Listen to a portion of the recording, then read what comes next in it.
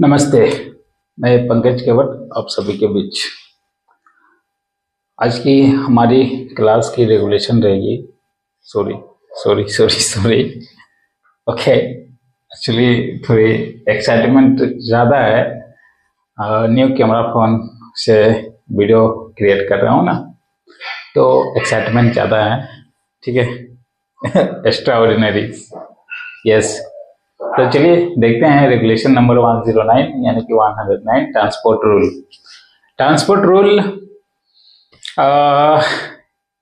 इसमें कुछ खास बातें रखी नहीं गई है, बस रेगुलेशन में रखी गई कि ट्रांसपोर्ट रूल का जो फॉर्मेशन है, जो निर्माण है, या फिर ट्रांसपोर्ट रूल में जो कोडिंग है वो मैनेजर बनाएंगे।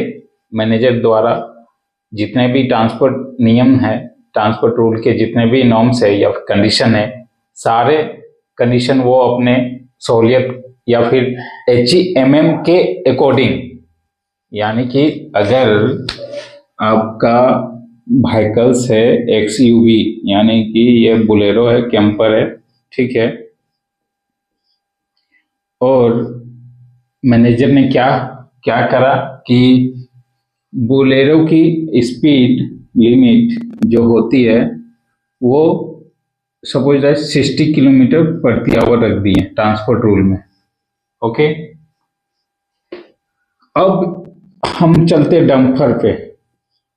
डंपर पे चलते हैं। ये हमारा डंपर है।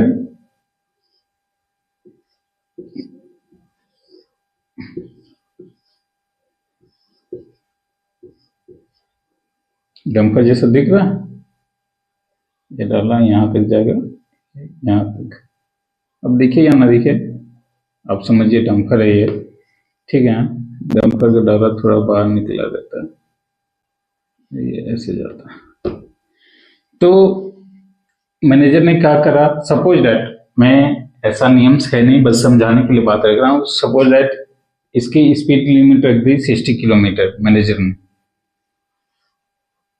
अगर एक सेंटेंस में लिखा गया है the speed of vehicles, the speed of vehicles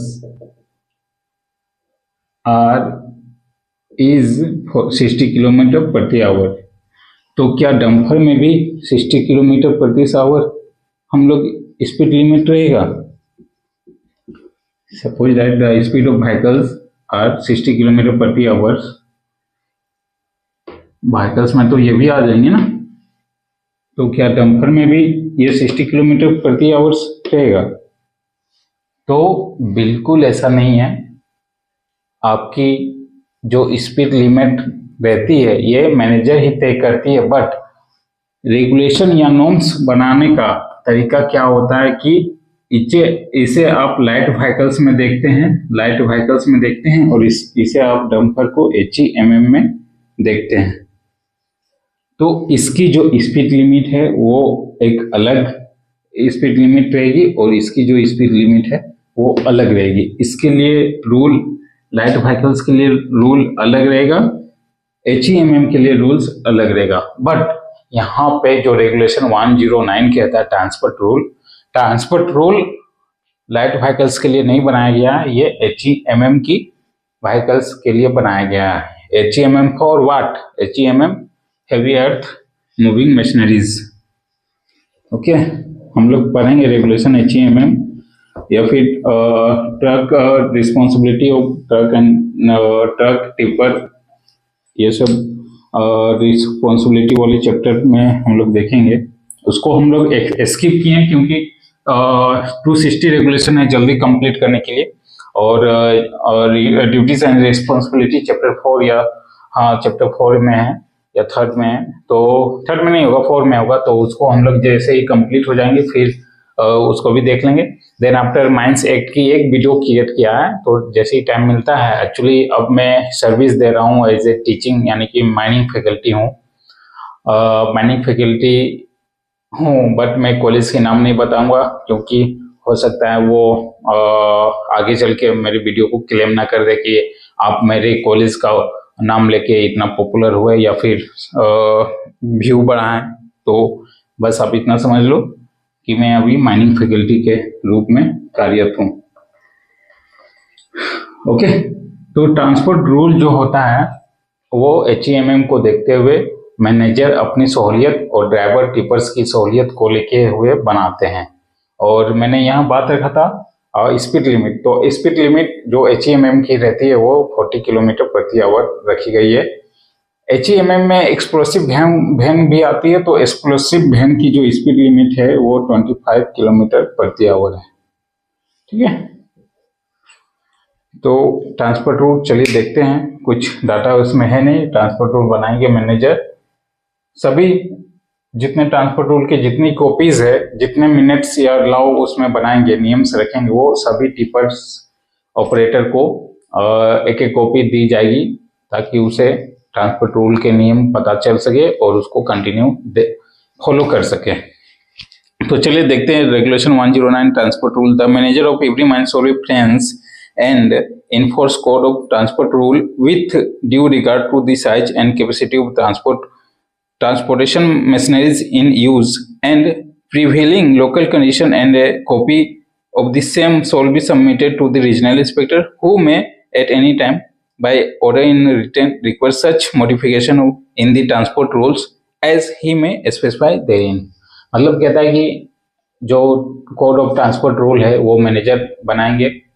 manager किसके अकॉर्डिंग बनाएंगे? मशीनरीज की साइज के अकॉर्डिंग, देखते हुए उसकी साइज, डायमेंशन,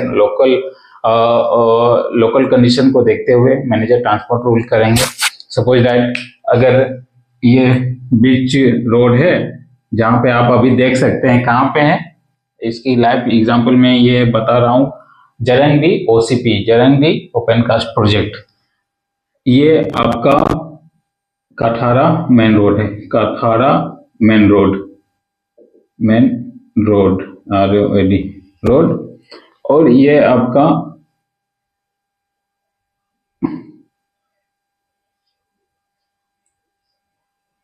ये Jarangi JRD open cast project. ठीक, तो यहां से मटेरियल हैंडल करते हुए डंप कहाँ करते हैं? ये जो रिवर साइड से एरिया है यहाँ तक डंप करते हैं, तो जिसके वजह से यहाँ से आपको रोड क्रॉस करना होता है, ये मेन रोड क्रॉस करना होता है। सपोज डैट ये मेन रोड है कठारा एरिया, और बेलमो को जाने के लिए अगर हमारा टिपर 40 की स्पीड से इधर से क्रॉस कर रही है और सपोज डैट इसे नहीं दिखाई दे, तो यहाँ से भी हो सकता है कोई व्हीकल्स क्रॉस कर रही, तो एक्सीडेंट होने का चांसेस रहेगा, डेफिनेटली रहेगा। ठीक ना, तो ऐसे में क्या करते हैं मैनेजर कि यहाँ पे एक स्पीड ब्रेकर लगाते हैं, स्पीड ब्रेकर लगा दिया जाता है, फिर इस साइड भी स्पीड ब्रेकर लगा दिया जाता है। ठीक, उसके बावजूद भी एक सुपरवाइजर यहाँ पे रहता है एज ए नाइट के समय में टॉर्च लेके, या ग्रीन लाइट की जो स्टिक आती है ना, पुलिसमैन जो ग्रीन लाइट की स्टिक रखते हैं, वो एक सुपरवाइजर यहाँ, फिर राइट साइड में भी एक सुपरवाइजर यहाँ, फिर एक सुपरवाइजर यहाँ, और फिर एक सुपरवाइजर यहाँ। इन लोग की रिस्पॉन्सिबिलिटी आ जाती है कि अगर यहाँ से कोई व्हीकल्स क्रॉस कर रहा है तो इसे आप रोक के रखें ताकि मेरा जो HEMM है ये डंप करने के लिए यहाँ आ सके। ठीक, अगर इन द केस व्हीकल्स की काउंटिंग ज्यादा है, यानी कि नंबर ऑफ व्हीकल्स इधर ज्यादा है, तो ये यहाँ से सिग्नल देगा। ये दोनों की रिस्पॉन्सिबिलिटी रहती है कि यहाँ से सिग्नल देके हमारा HEMM को रोके, जब ये क्रॉस कर जाए देन आफ्टर ये सिग्नल देके इसको डंपिंग करने के लिए आदेश दे। तो इस तरह का जो कोडिंग होता है, इस तरह का जो नॉर्म्स और कंडीशन होता है, ये कौन बनाते हैं? ये मैनेजर बनाते हैं। ठीक, और ये एग्जाम्पल इसलिए लिखा है, बताया क्योंकि ये लोकल अथॉरिटी के अंदर आ जाएगा ना, लोकल कंडीशन में आ जाएगा। ये फिर बाहर हो गया, माइंस के बाहर आपका डंपिंग यहाँ पे, तो main road as a local बंदे या फिर लोकल पॉपुलेशन भी यूज करते हैं। तो इसी बात को रखते हुए यहाँ पे मेंटेन किया गया है the capacity of the transport machineries in use and prevailing local condition. तो ये कंडीशन आ गई एक पॉइंट, लोकल कंडीशन।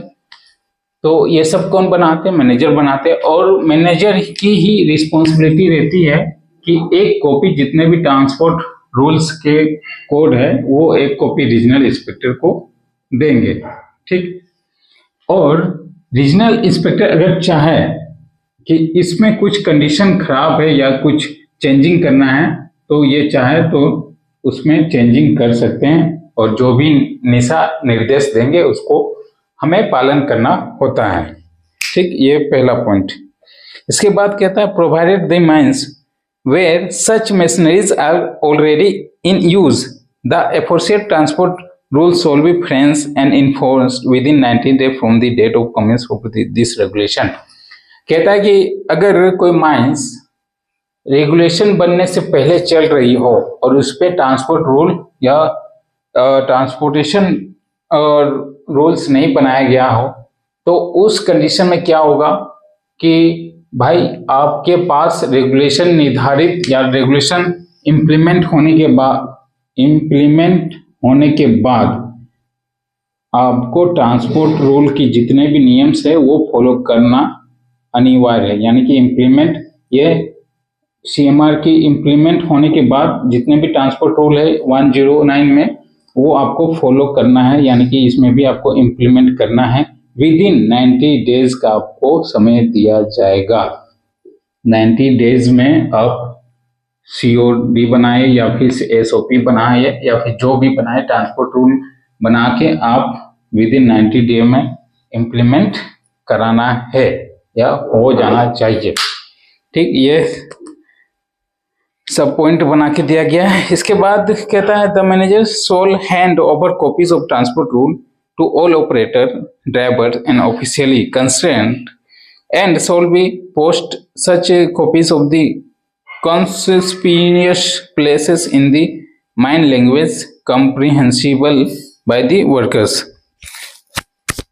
तो मैनेजर की रिस्पॉन्सिबिलिटी रहेगी कि जितनी भी SOP या COD बनाए हैं ट्रांसपोर्ट रूल में उसको सारे ऑपरेटर्स को दिया जाएगा। प्लस ऐसे भीड़ भाड़ जगहों में या फिर ऐसे जहाँ पे शेल्टर, आप एग्जांपल में शेल्टर ले सकते हैं, या फिर ऐसे जगहों पे जहाँ बहुत सारे टिपर्स मैन या टिपलर या फिर ऑपरेटर बैठते हैं, वहाँ ट्रांसपोर्ट रूल की जो कॉपी है वो वहाँ पे निर्धारित एज ए नोटिस टाइप में लगा हुआ रहना चाहिए। और ये जो लैंग्वेज रहेगी नोटिस टाइप की लैंग्वेज, ये लोकल लैंग्वेज होनी चाहिए ताकि वहाँ के जो भी ऑपरेटर्स है वो समझ सके आपकी लैंग्वेजेस। तो कहने का मतलब है कि लोकल लैंग्वेज भी माइंस में बहुत इंपॉर्टेंस दिया जाता है। अगर आप नेवली लिग्नाइट प्रोजेक्ट जाते हैं साउथ इंडिया के एरिया में तो आपको हिंदी आती होगी, ठीक है, हिंदी राष्ट्रीय भाषा है हमारी, बट वहाँ के जो रीजनल लैंग्वेजेस है वो सीखना बहुत इम्पोर्टेंस रहती है, क्योंकि सारे रीजनल लैंग्वेज के अकॉर्डिंग ही वहाँ पे काम किया जाता है। एज इट इज रेगुलेशन भी कहता है कि रीजनल लैंग्वेज या फिर माइंस में जो ज़्यादा बोली चाली लैंग्वेज होती है उसके अकॉर्डिंग आपको ट्रांसपोर्ट रूल की सारे नोटिस रखनी है। इसीलिए जो NLC की वैकेंसी आई थी उसमें साफ साफ लिखा गया था कि रीजनल लैंग्वेज अगर आपको आता है तभी आप इसमें पार्टिसिपेट कर सकते हैं वैकेंसी में, और इसके लिए आपको सर्टिफिकेट बनाना होता है लोकल लैंग्वेज के लिए, ठीक। बट ये कहीं ना कहीं गलत है कि वैकेंसी आदमी लैंग्वेज कहीं इन्वायरमेंट में नया कोई बंदा सरवाइव कर रहा है तो धीरे धीरे वहाँ लैंग्वेजेस सीखना ऑटोमेटिक इन ह्यूमन नेचर है कि वो लैंग्वेज उनको सीख ऑटोमेटिक आ जाती है। तो कहने का मतलब अगर वैकेंसी आ जाए, हिंदी पॉपुलर सब तो हिंदी जानते ही हैं, तो हिंदी में अगर हम लोग हिंदी आती है, तमिल नहीं आती है या फिर हैदराबादी लैंग्वेज नहीं आती है, तो हम कहने का मतलब यह है कि हमें हिंदी आती है तो आपके जगह में हम जाएंगे वर्किंग करने के लिए तो ऑटोमेटिक हमें उस लैंग्वेज को आनी चाहिए। तो धीरे धीरे वो आएगी कैसे? बच्चे को जब हम लोग लैंग्वेज सिखाते तो उसको टाइम टेकन लगता है, एग्जैक्टली सब चीज सीख के एकदम सा नहीं आता है वो। तो कहने का मतलब अगर आप हमें भी चांस देते हैं as a all India participate करने के लिए देते हैं तो डेफिनेटली ज्वाइनिंग होने के 6 या 7 महीने के अंदर लैंग्वेजेस आपकी सीख जाती। तो ये कहीं ना कहीं गलत लगता है हमें कि आप एक रीजनल लोगों के लिए ही आप वैकेंसी निकाल रहे हैं। आप देख सकते हैं अगर हम लोग रीजनल लोगों के लिए वैकेंसी निकालते हैं, जैसे झारखंड की बात करें, झारखंड में मैक्सिमम खोटा बोला जाता है, प्लस खोटा के साथ साथ भोजपुरी भी बोला जाता है, और कहीं कहीं बंगाली भी है, और उर्दू तो रेयर केस में देखने को मिलता है, बट खोटा यहाँ पॉपुलर है। वैसे अनुसूचित में 8 अनुसूचित में शायद अनुसूचित 2 में 8 लैंग्वेज जो है वो रखी गई है। 32 रीजनल लैंग्वेज है झारखंड में, और 8 लैंग्वेज शायद समथिंग है, जो भी है 32 SC/ST जो भी है उस पर अलग बात है, बट यहाँ मैक्सिमम खोटा बोला जाता है। अगर भी CCL या ECL तीनों एरिया झारखंड में आते हैं, प्लस WCL की भी प्राइवेट एक स्टेट कंपनी है जो कि पचवाड़ा में काम कर रही है, पाकुड़ डिस्ट्रिक्ट में, अगर उसमें से सब अगर ये लिख दिया जाए कि खोटा होना अनिवार्य है, आपके पास खोटा का सिलेबस कवर करना प्लस खोटा लैंग्वेज की सर्टिफिकेट होना अनिवार्य है, तो क्या बाकी सब्सिडी बाकी जो अदर स्टेट के लोग हैं वो वैकेंसी में एलिजिबल हो सकते हैं? बिल्कुल नहीं हो पाएंगे। तो सारे वैकेंसी की कौन पार्टिसिपेट या फिर कौन इसमें फाइट करेंगे? वो भी झारखंड के बंदे ही फाइट करेंगे। तो ऐसी मानसिकता नहीं होनी चाहिए। NLC की ये मानसिकता हमें बहुत खराब लगती है कि आप अपने एरिया में काम करवाने के लिए रीजनल लैंग्वेज की सर्टिफिकेट मांग दिए। अगर हम एज ए होते तो हम भी, अगर हम हमारे एरिया में झारखंड है, झारखंड में खोटा लैंग्वेज चलती है, तो तीनों के तीनों सब्सिडी में हम अगर रीजनल लैंग्वेज के सर्टिफिकेट मांग दिया जाए तो क्या ऑल इंडिया के स्टूडेंट, माइनिंग के स्टूडेंट एलिजिबल हो पाएंगे? तो ये नहीं होना चाहिए था।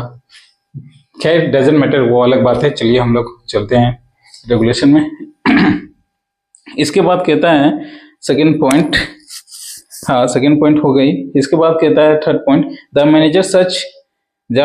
Manager and such official shall be each to be responsible for the securing effective compliance with the provision of the transfer rule, and no mines of the or part of the mine shall be worked in contribution thereof। Manager और official की responsibility रहेगी कि transport rule को सही से तरीके से implement किया जाए, और नो माइन और part of the mine shall be worked in continuation thereof, और कोई भी ऐसा माइन या माइन का पार्ट नहीं होना चाहिए जिसमें ट्रांसपोर्ट रूल के अलावा या फिर इसके अगेंस्ट में काम किया जाए। तो आज की क्लासेस हमारा ट्रांसपोर्ट रूल यहीं समाप्त होती है। नेक्स्ट क्लास हम लोग 110 देखेंगे, कोड ऑफ प्रैक्टिस। ठीक है, okay, have a good day. आप लोग पढ़ते रहिए, कंटिन्यू पढ़ते रहिए। मैं आप सभी के बीच एज ए बिग ब्रदर्स या फिर brothers, not a teachers, Jeetu भाई, आपने कोटा फैक्ट्री में जीतू भाई देखा होगा, तो मैं आप सभी के बीच एज ए जीतू भाई के कंपेयर टू आते रहूँगा, अपनी सिलेबस और आपकी भी सिलेबस को कवर करते रहूँगा। Have a good day and best of luck. Thank you.